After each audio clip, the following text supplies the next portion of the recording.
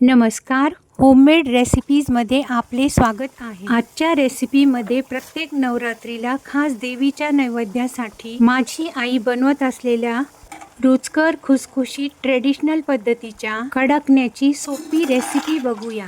कडकण्यासाठीचे साहित्य डिस्क्रिप्शनमध्ये दिले आहे। प्रथम कडकण्याचे पीठ भिजवण्यासाठी रवा, मैदा, मीठ, अगदी थोडीशी पिठी साखर टाकून सर्व मिक्स करायचे। 2 चमचे कडकडीत तूप टाकून चमच्याने मिक्स करायचे व थोडे थोडे कोमट दूध टाकत सर्व व्यवस्थित मिक्स करायचे। कडकडीत तुपामुळे कडकण्या खुसखुशीत होतात। आता सर्व साहित्य पिठामध्ये पूर्णपणे एकजीव मिक्स करून घ्यायचे। आता कणिक घट्टसर भिजवून एक स्वच्छ ओल्या कापडाने पीठ व्यवस्थित झाकून 25-30 मिनिटे रेस्ट करू द्यायचे।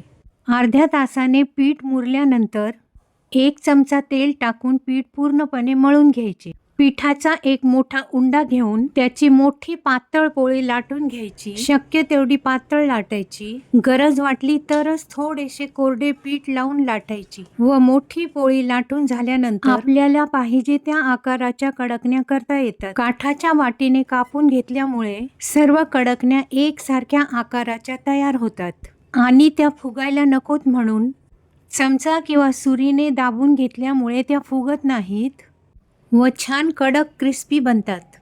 आता कडकण्या तळण्याकरता गॅसवर कढईत तेल तापल्यानंतर मीडियम लो फ्लेमवर तळायच्यात। खूप लाल करायच्या नाहीत, हलके गोल्डन ब्राऊन तळायच्यात। तळल्यानंतर किचन पेपरवर काढून घ्यायच्यात म्हणजे एक्स्ट्राचे तेल राहत नाही। ह्या कडकण्या 8-10 दिवसांपेक्षाही जास्त टिकतात। चहा बरोबर तर खूपच छान लागतात। तुम्ही पण नक्की करून बघा, सर्वांना नक्की आवडतील। खूप चविष्ट आणि खुसखुशीत होतात।